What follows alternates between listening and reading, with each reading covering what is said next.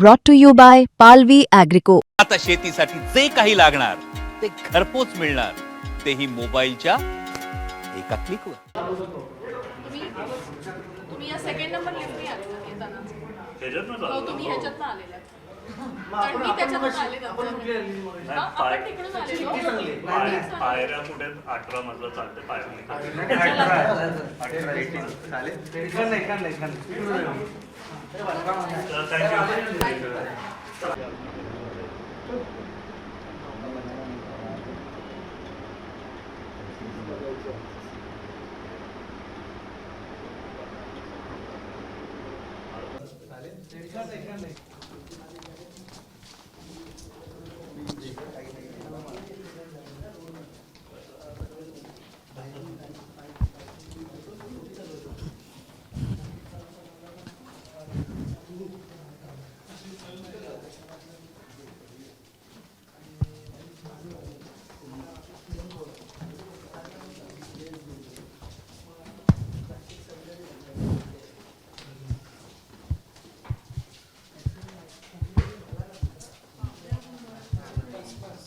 बस करा आता वेगळं काही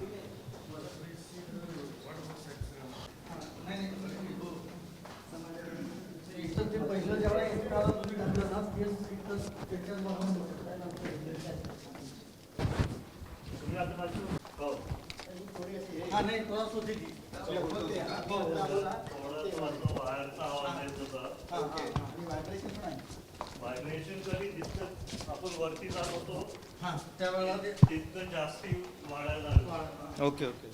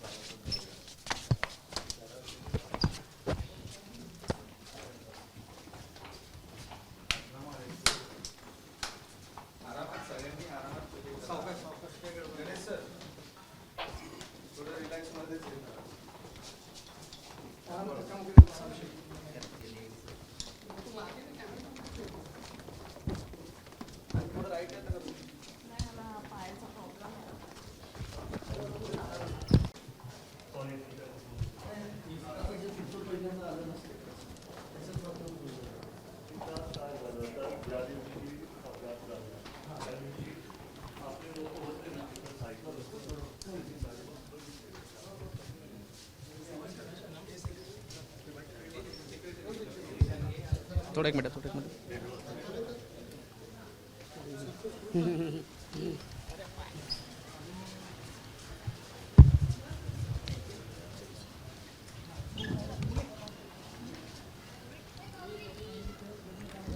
आपले लोक होते ना तिथं साईडवर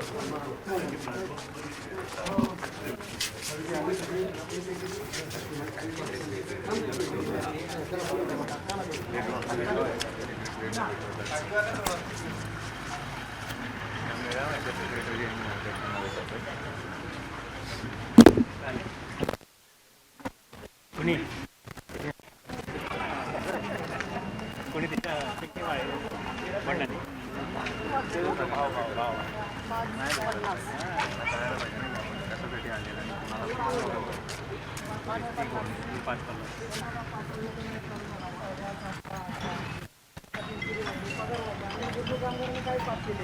आम्ही मतदान करत नाही का? मग आम्ही काय केले? आम्हाला टेन्शन नाही. आमचे गिरणी कामगारांची मागणी आहे. आमची 15,000पर्यंत पेन्शन चालू करावी. दादा होते दादापर्यंत आम्ही डायरेक्ट जायचो. दादाला आम्ही असं डायरेक्ट बोलायचो. दादा पण आवाज उठवायचे, तिथपर्यंत आवाज उठवायचे, शिंदे साहेबांना आवाज उठवायचे. दादांच्या जागेवरती तुम्ही आज म्हणून तुमच्यापर्यंत आम्ही हे गाराणं मी होळचा आहे. संभाजीराव होळकरांचा गावाला आहे. मी होळमधला आहे.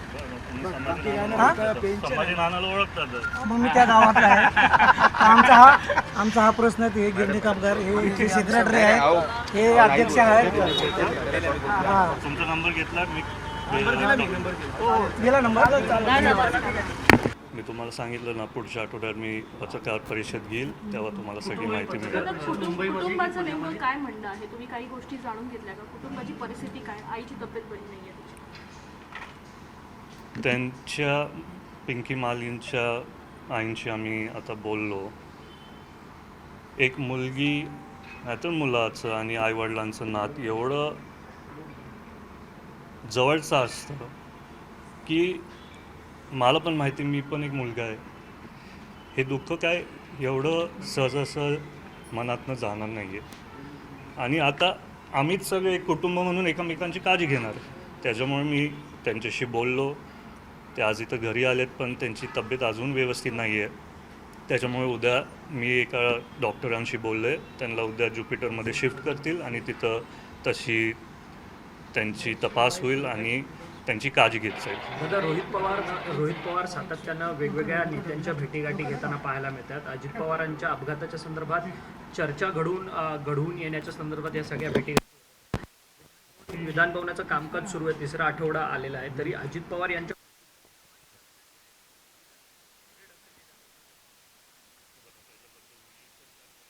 सगळ्यांचा अधिकार असतो. रोहित दादा जे त्यांच्या मनात आहे, त्यांची जशी माहिती काढतात ते काढतात. आणि सगळेच महाराष्ट्रातले कार्यकर्ते असतील, दादांचे प्रेमी लोक असतील, सगळ्यांनाच माहिती पाहिजे की काय झालं आहे. त्यातल्या त्यात मला माहिती आहे, जर दादा असले असते तर त्यांनी सगळ्याच तपास यंत्रणांवरती विश्वास ठेवला असता, जसं की आधीच्या काळात त्यांनी ठेवला आहे. आणि आता पुढे जेव्हा नवीन अहवाल येईल त्याच्यातनं आपल्याला जी माहिती मिळेल त्याच्यातनं बघू काय आपल्याला माहिती मिळते. पण व्ही.के. सिंगने जबाबात सांगितलंय की खरं तर सुमित कपूर जो पायलट आहे त्याचा सगळा खरं तर ही चुकी आहे म्हणून त्यांनी त्याची चुकी असल्याचं सांगितलंय सगळ्या जबाबात. मला वाटतं की ढकललंय हे गोष्ट. जोपर्यंत तपास यंत्रणा आपल्याला सगळी कायदेशीर माहिती देत नाही तोपर्यंत ह्याच्याबद्दल मी काहीच बोलू नाही शकत. कारण आपल्याला ब्लॅक बॉक्समध्ये काय झालं ते माहिती पाहिजे, फ्लाईट डेटा रेकॉर्डरमध्ये काय माहिती मिळते ते माहिती पाहिजे, आणि अजून काय वेगवेगळी गोष्टी आहेत जे समोर अजून आले नाहीत. जेव्हा ते समोर येतील आपल्या सगळ्यांना ते तिथं कळेल. आणि परत मी तुम्हाला सांगतो आहे, पुढच्या आठवड्यात माझी पत्रकार परिषद आहे, त्याच्यात मी बाकीचे सगळेच गोष्टी असतील नाहीतर माझ्या मनातले काय विचार असतील मी तिथं मांडतो. सोमवारी तुमची पत्रकार परिषद होणार होती, परंतु तुम्ही पुढे ढकलली पत्रकार परिषद. तुमच्यावरती दबाव आहे का? कारण की रोहित पवार म्हणतात की माझ्यावरती कोणाचाच दबाव नाही आहे. आज जसं मी पिंकी मालींच्या कुटुंबाला भेटायला आलो आहे, मला पण स्वतःला अजून काय माहिती पाहिजे.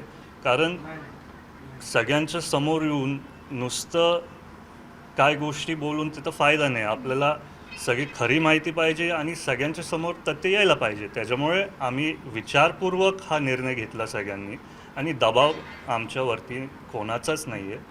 आम्ही दादांचे विचारांचे आहेत आणि आम्हाला वाटलं जर दादा असले असते आणि जर त्यांना काय थोडी माहिती मिळाली असती तर त्यांनी पत्रकार परिषद घेतलीच नसती. त्यांनी पूर्ण माहिती घेऊनच ती पत्रकार परिषद घेतली असती. तसंच माझे विचार आहे. परंतु व्ही.के. सिंग जबाबाला येतात आहेत, परंतु ज्या VSR कंपनीचे फक्त 4 विमानं ग्राउंड केली जातात. VSR कंपनीच्या बाबतीत अनेक हलगर्जीपणा आहे. आता त्या कंपनीची विमानं स्वतः मुख्यमंत्री देखील वापरतात आहेत. तुमच्या मातोश्री अर्थात उपमुख्यमंत्री सुनेत्रा पवार या देखील नाशिकला त्याच विमानाने प्रवास. त्या दिवशी मला माहिती आहे ते झालं.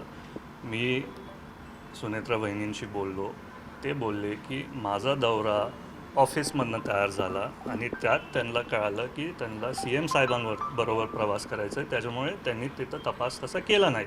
हे माझ्या जेव्हा कानावरती आलं, मी स्वतःच आपल्या बहिणींच्या ऑफिसमधल्या सगळ्याच अधिकाऱ्यांशी बोललो की ह्याच्यापुढे जरी पुढचे काय विमानांचे प्रवास असतील ते VSRच्या कंपनी कधीच होऊ शक्य नाही आणि ते होणार नाही. परंतु एवढी दिरंगाई का केली जाते? तपास CBI-कडे द्यावा म्हणून स्लो चाललाय का असं वाटतंय आपल्याला की तपास स्लो चालला आहे? कारण CID कडे तपास आहे, तुम्ही CBI-ची मागणी केली आहे, त्याचाही अजून पाठपुरावा होत नाहीये. बरं, तुम्ही मला आज जे प्रश्न विचारतायत तेच पत्रकार परिषदमध्ये पण विचारतील. त्याच्यामुळे मी तुम्हाला सांगतोय पुढच्या आठवड्यात तोपर्यंत थोडं थांबा, बाकीची सगळी तुमच्याकडे माहिती 45 संपूर्ण 45 आमदारांचं तुमच्याकडे संख्याबळ आहे. तुमचे सातत्यानं आमदार मुख्यमंत्र्यांना भेटतायत सीबीआयची तपासणी व्हावी, परंतु सीबीआयची तपासणी का होऊ देत नाही? एकीकडे सीआयडीचा तपास रखडलेला आहे. सीआयडी म्हणते की आम्ही एआयबीच्या रिपोर्ट्सवरून पुढची तपासणी करू. एआयबीचा जो काही रिपोर्ट आला त्याच्यामध्ये देखील बारामतीला जिल्हा घोषित केलाय. बारामती आम्हाला नगर पण वाटतं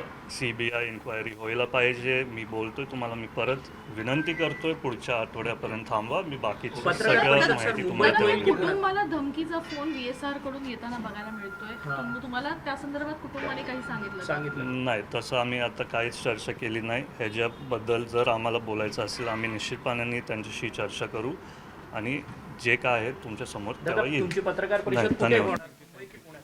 मुंबईत.